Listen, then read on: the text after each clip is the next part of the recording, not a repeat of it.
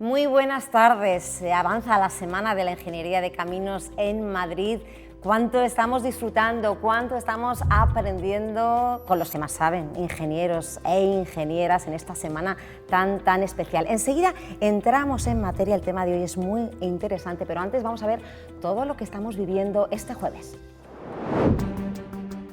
En la Torre de Cristal se ha celebrado hoy una jornada de tertulias sobre el proyecto de Madrid Nuevo Norte. Es uno de los proyectos de regeneración urbana más importantes de Europa, que tiene que servir de referente para la transformación de Madrid hacia un modelo de urbanismo sostenible. Centrándose en la gran transformación que supone Madrid Nuevo Norte, los asistentes han retratado la ciudad del futuro. Estamos ya trabajando en la redacción de los proyectos y en convertir Madrid Nuevo Norte en una realidad en los próximos años. A pocos kilómetros del skyline más alto de la ciudad, en la Semana de la Ingeniería se siguen celebrando las visitas con público. Un grupo de asistentes ya ha podido conocer de cerca las obras del Puente de la Concordia. Lo que más le llama la atención a la gente es el procedimiento constructivo. Cómo hemos sido capaces de construir un puente fuera de su ubicación y cómo se ha llevado a su posición definitiva. La actividad continúa con la vista puesta ya en el fin de semana. Y hoy en nuestra tertulia vamos a profundizar en un tema muy interesante, del que oímos hablar mucho, pero que nos faltan muchos detalles y ellos y ellas nos lo van a dar, los que más saben, los ingenieros e ingenieras. Es un tema tan importante para el futuro y el de nuestro planeta, como es la transición energética, las energías renovables y la lucha contra el cambio climático, en el que todos podemos hacer algo. Vamos a ver lo que se puede hacer desde el punto de vista de la construcción, desde el punto de vista del transporte. Y vean lo bien acompañada que estoy hoy. Saludo en este momento a Concha Santos. Concha es presidenta de ANCIA, Asociación Nacional de Constructoras y Dependientes. Gracias por estar con nosotros. Gracias a ti, Lourdes. Buenas tardes. Tenemos a Luis Miguel Martínez Palencia, director gerente del Consorcio Regional de Transportes Públicos Regulares de Madrid. Bienvenido. Muchas gracias, Lourdes. Gracias. Y también saludamos por último a David García, presidente de la Asociación Madrid Capital Mundial de la Construcción, Ingeniería y Arquitectura. Muchas Bienvenido gracias. también. Buenas Muchísimas tardes. gracias a los tres.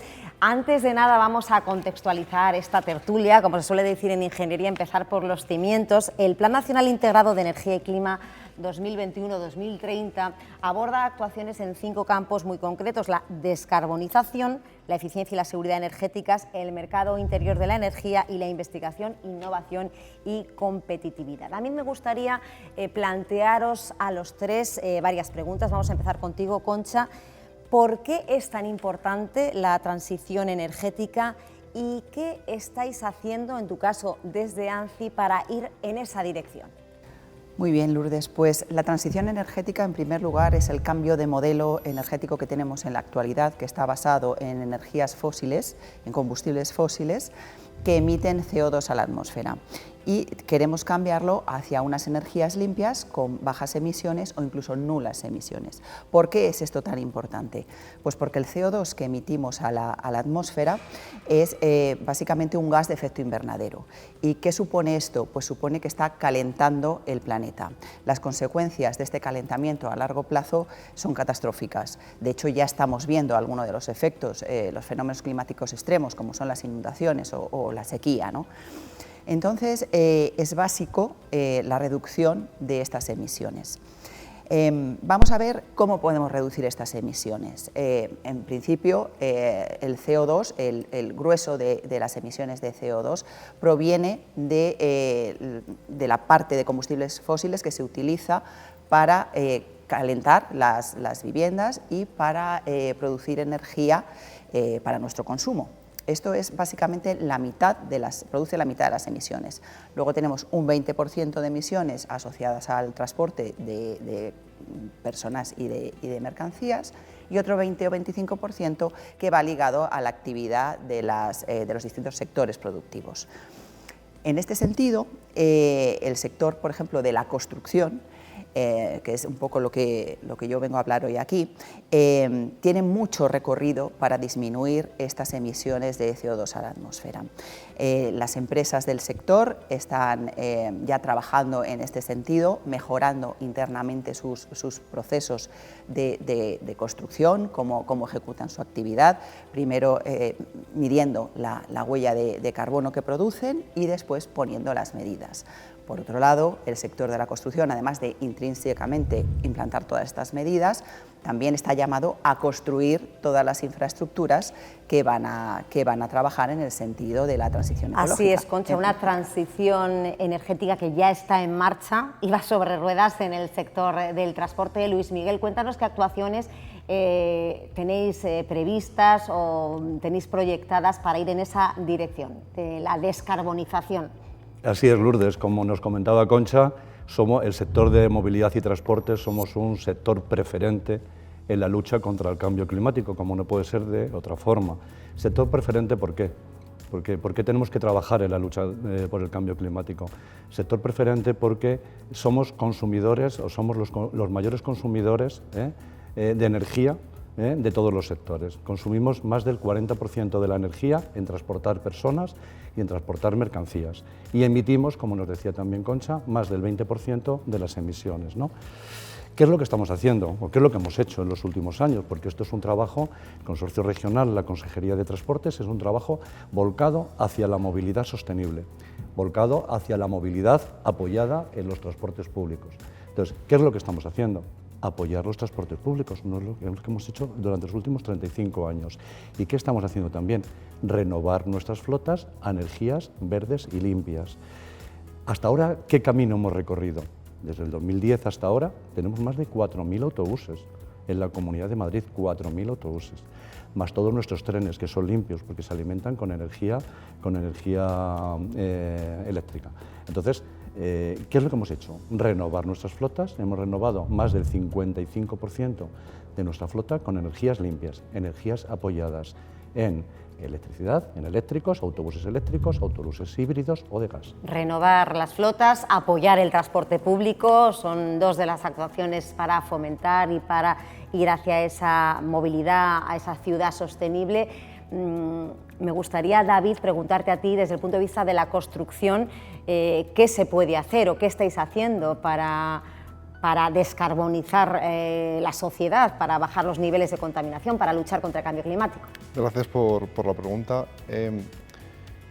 Como bien, apoyando un poco la idea que has puesto, Concha, tenemos dos fuentes de emisiones importantes. Por un lado, consumo a través de edificación, emisiones a través de consumo energético en edificación, y por otro lado el transporte privado. El transporte privado, como bien ha comentado Luis, se lucha minimizando o reduciendo el transporte privado y potenciando el uso del transporte público con unas infraestructuras que tenemos en la Comunidad de Madrid que son brillantes en cuanto a transporte público, y por otro lado emisiones en domicilios o en conjunto de domicilios, en comunidades de vecinos, se lucha a través de la rehabilitación energética. Yo creo que los fondos Next Generation es una oportunidad, nos están brindando una oportunidad para poder atajar ese problema de emisiones en comunidades de vecinos, a través de la rehabilitación energética de los propios edificios. En cuanto al transporte público, Luis lo ha comentado de forma clarísima, mejora de la flota de los vehículos y potenciar que la gente utilice el transporte público. Un clarísimo ejemplo es lo que ha hecho el Ayuntamiento de Madrid en Madrid con la MT. En estos primeros 15 días de septiembre, en una franja horaria de 8 a 11 de la mañana, es gratuito. Evitemos que la gente utilice el transporte privado para acudir a su centro de trabajo. ¿Qué se está haciendo, David, ahora mismo en la Comunidad de Madrid para luchar contra el cambio climático? Fundamentalmente se está desarrollando una política de uso de transporte público y además se están dando ayudas a la rehabilitación de vivienda para, evidentemente, minimizar el impacto del consumo energético de la vivienda. Nosotros, por ejemplo, desde Madrid Capital Mundial de la Construcción, Ingeniería y Arquitectura, estamos desarrollando acuerdos con ayuntamientos de la Comunidad de Madrid para, por un lado, transformar la movilidad de las ciudades, véase el Ayuntamiento de Alcalá de Henares, o modificar esas viviendas que verdaderamente energéticamente no tienen la calidad suficiente como para ser sostenibles. Entonces, esas dos vertientes son las que estamos intentando atajar desde Madrid Capital Mundial de la Construcción, Ingeniería y Arquitectura, y que se la hemos transmitido a la Comunidad de Madrid. Luis Miguel. ¿Qué podemos destacar? Tantas cosas, tanta vida y tanto tiempo trabajando por los transportes públicos. Podríamos destacar muchísimas cosas, desde las tarifas, que están totalmente subvencionadas, a nuestros jóvenes, a nuestros mayores. Potenciamos transporte público, pero no quiero destacar eso, quiero destacar ahora el punto de vista de la innovación.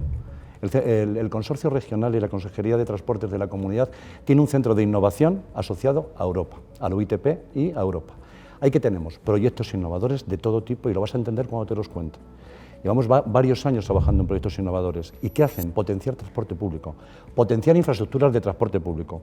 Hablamos de convenios de participación público-privada. Están nuestras empresas, están las administraciones y trabajamos en cosas que todos conocéis, en convenios como el carril bus-vao tecnológico de la A2. Es una realidad y va a empezar la obra dentro de muy poco tiempo. Trabajamos en autobuses autónomos, como con la empresa ALSA y con convenios que tenemos con ALSA. Trabajamos en aparcamientos de disuasión, en plataformas que lo integran.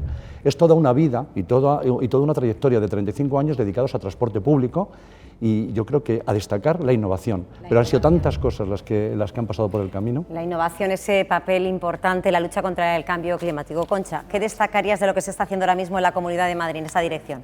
En realidad no puedo estar más de acuerdo con lo que se ha apuntado sobre el tema de la innovación. De hecho, es muy importante que todo el sector se una en este sentido. Yo también quiero poner otro ejemplo que es muy gráfico de lo que se puede hacer innovando, ¿no? En este sentido.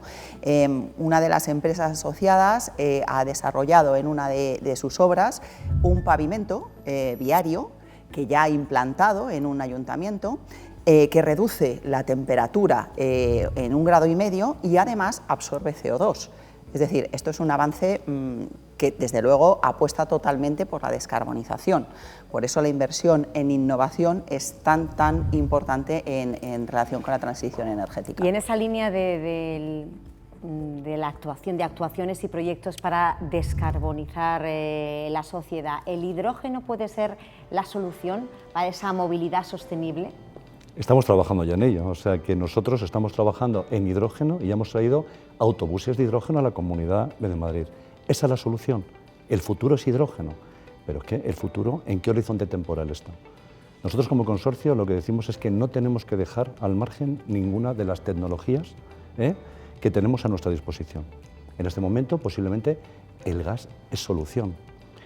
Lo eléctrico es solución, cada vez tenemos más autobuses eléctricos y los tenemos ya circulando por nuestras calles, tanto la empresa municipal de transporte como otros concesionarios.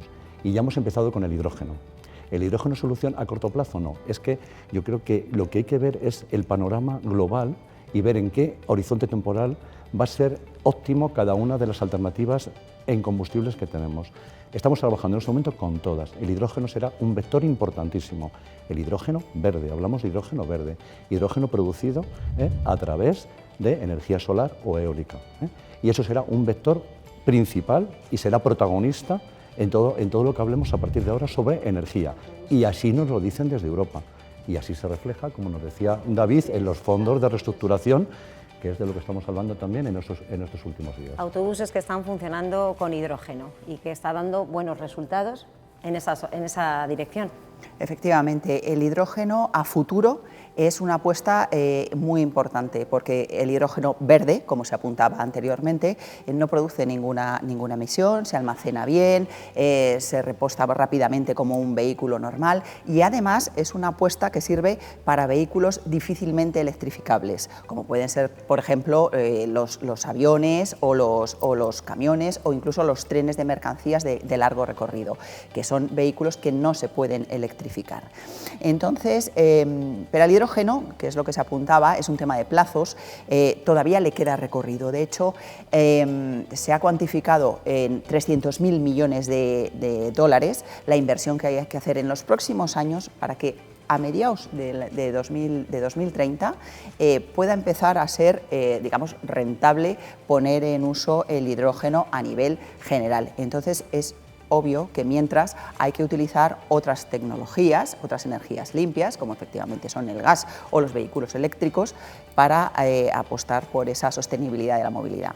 David, nos interesa tu opinión también sobre el futuro del hidrógeno.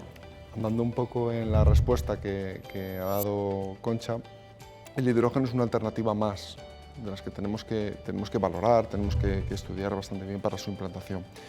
Por ejemplo, hay un proyecto de EDF, que forma parte de Madrid Capital Mundial de la Construcción, que es hacer centros de carga de hidrógeno para vehículos de transporte de mercancías. Van a hacer el primer proyecto con Enagas en el corredor de Henares. ¿Por qué no podemos exportar ese modelo de carga rápida de hidrógeno en otras zonas de la Comunidad de Madrid? Yo creo que es sumamente interesante adaptar, tomar y valorar este tipo de combustible como una alternativa más de todo el abanico de posibilidades que tenemos a la hora del desarrollo de un transporte público y un transporte sostenible. O sea, que no es la alternativa, sino una más. Exactamente. Tal y como ha dicho Conchi, tal y como ha dicho Luis, creo que es otra solución que se le puede dar a un transporte más sostenible. Pues Luis Miguel, David, Concha, muchísimas gracias por vuestra aportación esencial en esta tertulia sobre la lucha contra el cambio climático, la transición energética. Y a ustedes sí que les tengo que emplazar para una cita, desde luego, que no se pueden perder, porque seguro que han estado en muchos conciertos, pero pocos junto a una obra de ingeniería. Bueno, pues mañana a las 7 de la tarde hay un concierto junto a la pasarela de Arganzuela. Pueden ir presencialmente o por streaming a través de Semana Ingeniería Caminos Madrid.com. Nada más, yo les espero mañana en el mismo sitio y a la misma hora. No falten. Adiós.